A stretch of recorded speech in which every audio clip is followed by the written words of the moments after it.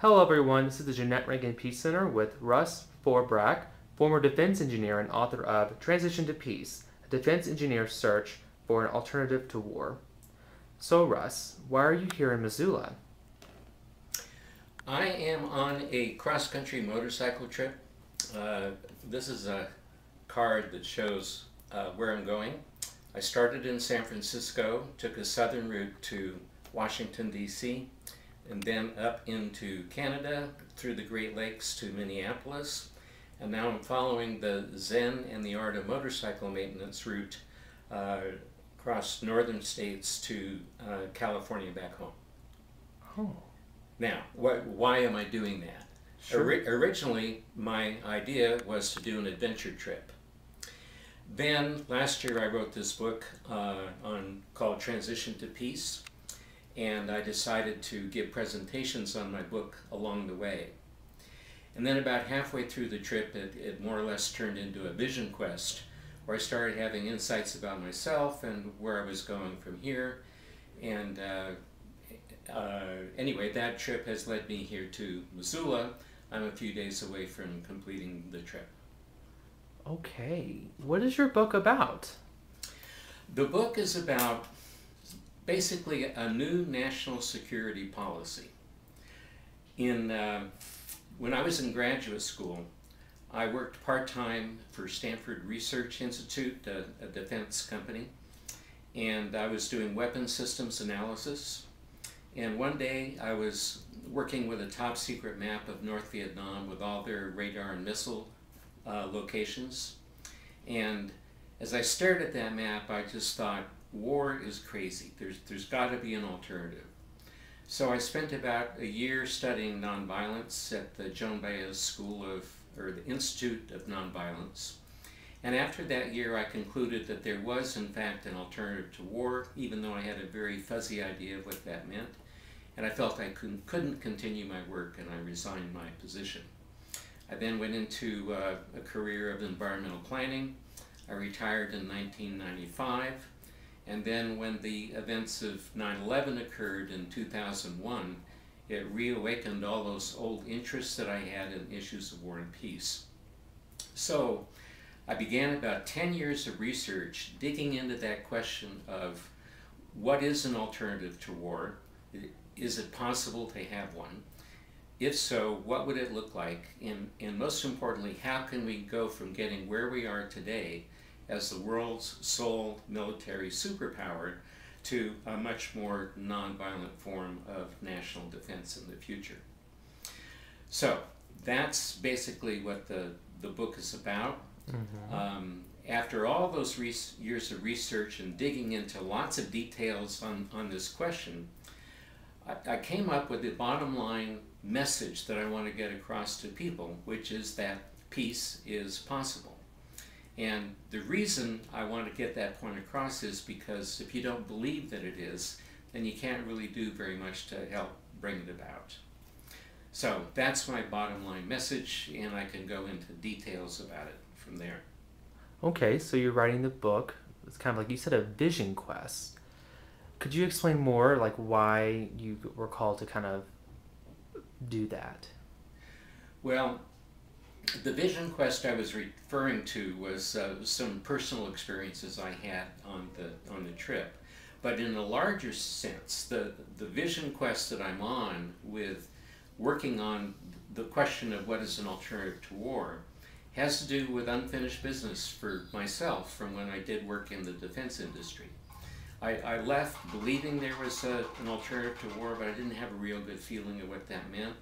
And now that I've completed all this work, I've come to a set of points that I believe show in greater detail why an alternative to war is possible and what that could look like. So what are those main points? Okay, the first point is that as I looked at this, I discovered just how expensive war is.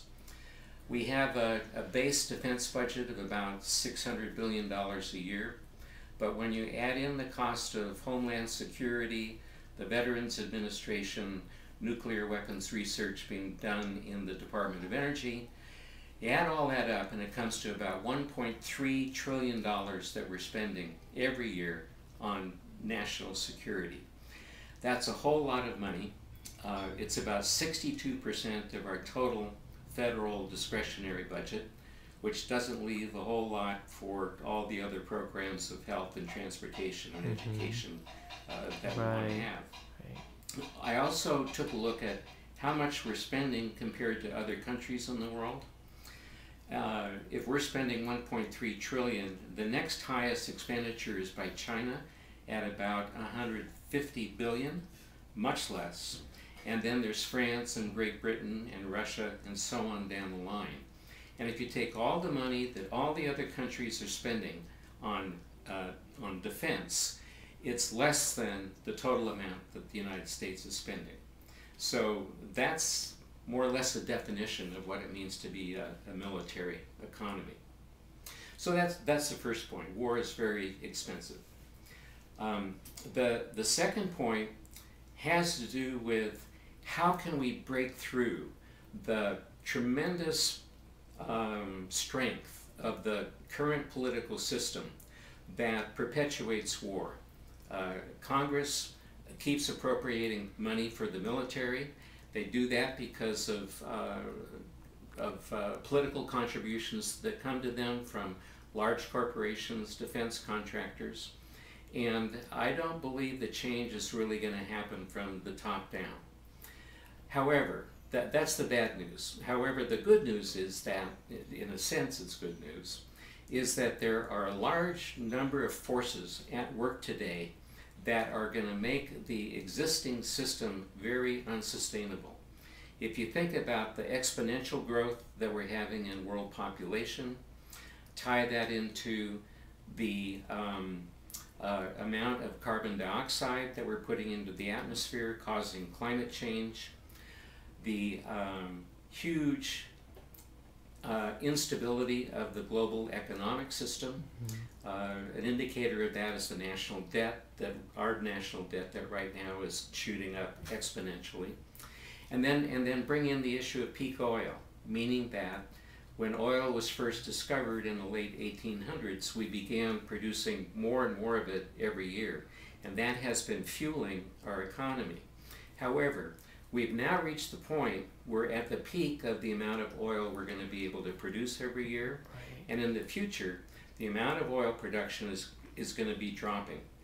And it's going to drop down to the level where, while there's still oil in the ground, it's going to be too expensive and environmentally damaging to get at it.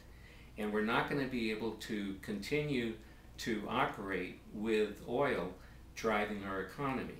We're going to be entering into some kind of a post-carbon phase. So you take those four factors together, and the whole thing is very unsustainable.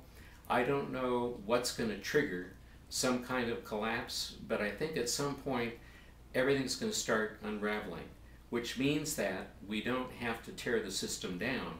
It's going to probably collapse under its own weight. So that's how we get past the stranglehold that the system has on us right now. We don't have to get out in the streets and protest and demand that it change, although we should. It's not going to be, that alone wouldn't bring about the change that we want, and it's not necessary because I think things are just going to start coming apart on their own.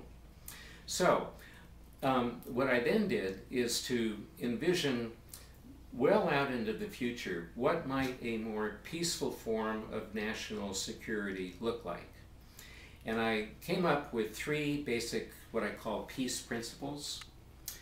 The first is that we commit to the well-being of the entire world, not just ourselves. The second is that we defend everyone, even our adversaries. And the third is that we use moral force rather than physical force. Now those are very simple principles, but they go to the foundation of how we operate as a society and how we defend ourselves. So from those three principles, I developed 9 programs to implement them, and there are a couple that I want to highlight in this interview. Okay. The first is the idea of a global Marshall Plan. It would be based on the Marshall Plan after World War II that rebuilt the economies of Europe. Mm-hmm. The idea is that we declare global poverty as our next enemy and engage in eradicating global poverty under the theory that if other countries are better off, they're going to be much less interested in attacking us. We would be putting a lot of money into that program. We would be asking other countries, what do you need, instead of going in and telling them what we think they need. And it would have to be designed in a way to avoid the kind of corruption that typically happens with foreign aid. Mm-hmm. So that's a thumbnail sketch of the Global Marshall Plan.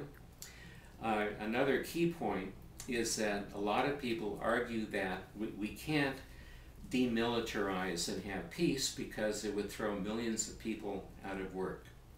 Well, since the end of World War II, the idea of converting the defense industry into domestic production has been studied. And it's a fairly simple thing to do, where the government begins reducing the defense budget and then uses some of that money to send other kinds of contracts to defense contractors so that we can use the engineering and scientific talent in those companies, but doing things other than building weapons. Instead, working on developing alternative energy sources, putting in transportation systems, rebuilding our infrastructure, and that kind of thing. So the idea is that we don't have to throw millions of people out of work if our government will reduce the defense budget enough so that we can start converting how the defense industry operates. Now, that is going to take some real doing. Is Congress going to do that on their own? Is there going to be a President Gandhi who declares that this is how things will be? Highly unlikely. I think that the initiative for this kind of change is much more likely to come from the bottom up, as individuals and organizations demand change, demand that we stop engaging in the wars that we're engaging in, and begin demilitarizing our country. So that's why one of the reasons I'm here at the Rankin Peace Center is because this organization is very impressive. I'm really impressed with what I've seen about how it operates, the number of events that they put on every year. These are the kinds of organizations that when they start coming together, forming a network, reaching a critical mass, I think that's the point where the American public will have the strength to tell government, we want it to change. And the strength of that message will be enough to overcome all of the powers that be that are resisting that change. So wow. That's my statement of what I think the problem is. Wars and militarization is just too expensive, and I think peace is a pocketbook issue. I think the American public is going to begin feeling that war is too expensive, it drives taxes too high, it robs money from social programs. If we reduce the defense budget, we can do more than just shift the money into domestic programs. We can also use it to reduce the national debt. We can use it to lower taxes, which conservatives and liberals both want to have happen. We can make government much more efficient and effective. So anyway, this is my vision of what the future can be, why I think we can get there, and how I think the process is going to work to make it all happen. Wow. Thank you, Russ, for sharing your thoughts with us. And for our viewers, if you're interested in learning more, the book is called Transition to Peace, A Defense Engineer's Search for an Alternative to War. And here's the cover. And if you look in the information box, there is contact information for Russ and a link to his website. Thank you for watching and have a peaceful day. Thank you.